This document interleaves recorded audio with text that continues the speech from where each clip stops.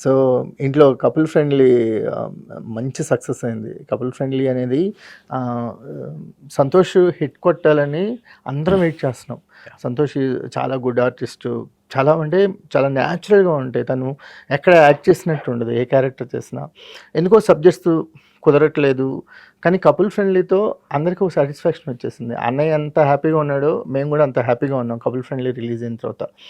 ఇంట్లో ఎలాంటి సిట్యుయేషన్ ఉంది సంగీత్? అసలు కపుల్ ఫ్రెండ్లీ రిలీజ్ అయిన తర్వాత ఏమన్నా అన్నదమ్ములు ఇద్దరు కూర్చొని మాట్లాడుకున్నారా? అది లేదు సార్, వాడికి షేక్ హ్యాండ్ ఇచ్చి హగ్ చేసుకున్నా అంతే సార్. ఇంకా అంతే. మళ్ళీ దాని గురించి మాట్లాడాల.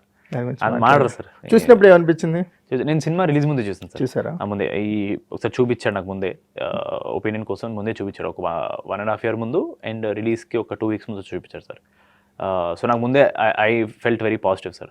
మావాడైతే యాక్టింగ్ పరంగా చంపేస్తాడని ముందే తెలుసు. నేను చూసిన తర్వాత నాకు వామో వీడు ఇంకెంత యాక్టింగ్ చేస్తాడరా బాబు అనే ఫీలింగ్ వచ్చింది నాకు. సెకండ్ హాఫ్ అయితే అసలు కంప్లీట్ పిండేశాడు సార్ అందరినీ. I was very positive, sir. It's a good film.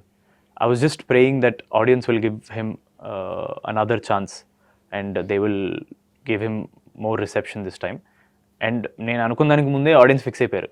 ఈసారి మాత్రం మనడు మంచి సినిమా తీస్తున్నాడు, డెఫినెట్ చూడాలని. And it's a blessing that audience, media, మీ అందరూ అరే వీడికి హిట్ రావాలని అనుకున్నాడంటేనే అక్కడ అన్న సక్సెస్ సార్. అది మన సక్సెస్ కోసం వేరే వాళ్ళు కోరుకుంటున్నారంటే అది ద గ్రేటెస్ట్ సక్సెస్ ఎవర్.